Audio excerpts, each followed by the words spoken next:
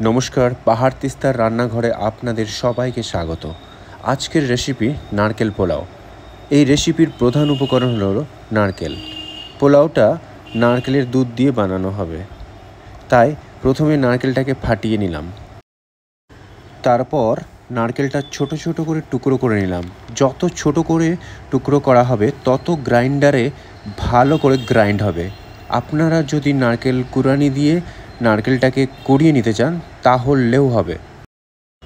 নারকেলটা গ্রাইন্ড করার পর ওটা একটা পাত্রে ঢেলে নিয়ে সেটার মধ্যে গরম জল ঢেলে দিলাম। গরম জল ঢাললে এই নারকেল থেকে যে দুধটা বেরোবে সেটা বেশ ভালো ঘন দুধ বেরোবে। ঠান্ডা জল ঢাললে অত ভালো দুধ বেরোয় না, তাই ঠান্ডা জল না ঢালাই ভালো। নারকেলের জলটা একটু ঠান্ডা হলে ওটা খুব ভালো করে চেপে চেপে ছাঁকনির সাহায্যে দুধটা বের করে নেওয়া হবে। ওটা একটু হাত দিয়ে ভালো করে চটকে নিলে, গরম জলটা যখন একটু ঠান্ডা হয়ে যাবে তখন একটু ভালো করে চটকে নিলে দুধটা একটু ভালো বেরোয়।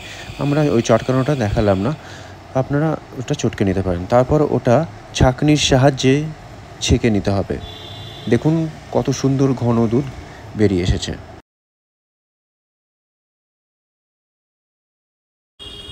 পোলাওয়ের জন্য আমরা গোবিন্দভোগ চাল ইউজ করেছি, তবে আপনারা যদি বাসমতি চাল দিয়ে করতে চান তাও করতে পারেন, তবে পোলাওয়ে গোবিন্দভোগ চালটাই বেশি ভালো লাগে।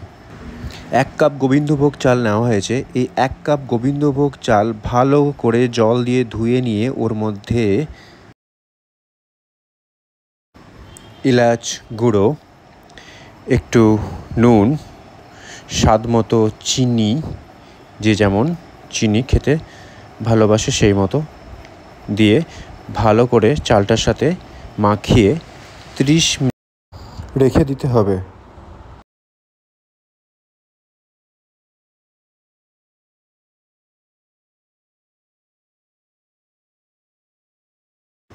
এরপর চালটিকে একটি কাঁচের পাত্রে ঢেলে নেওয়া হলো। এবার এর মধ্যে দারচিনি, লবঙ্গ, কাজু, কিশমিশ, কুচনো নারকেল আর 2 কাপ দুধ ঢেলে নেওয়া হলো।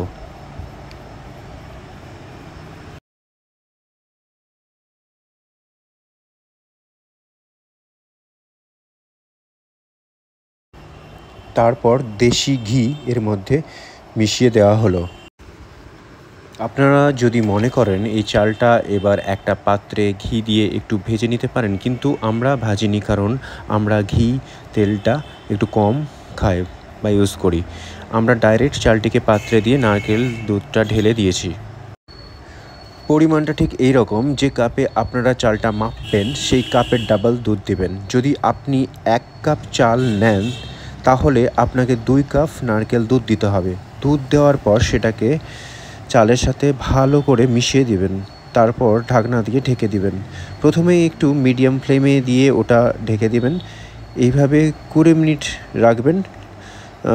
এটা লো ফ্লেমে রাখবেন 20 মিনিট। 20 মিনিট পর দেখবেন শুকিয়ে বেশ সুন্দর পোলাও হয়ে এসেছে। খুব সুন্দর পোলাও হয়ে এসেছে। এবার চামচ দিয়ে এটাকে একটু নাড়িয়ে নিলাম।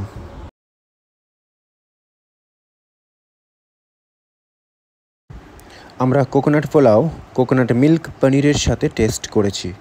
দুর্দান্ত খেতে, হওয়া মাত্রই করেছি, সাথে সাথে টেস্ট খাওয়ার পর মনে হচ্ছে সত্যি এটা বেস্ট।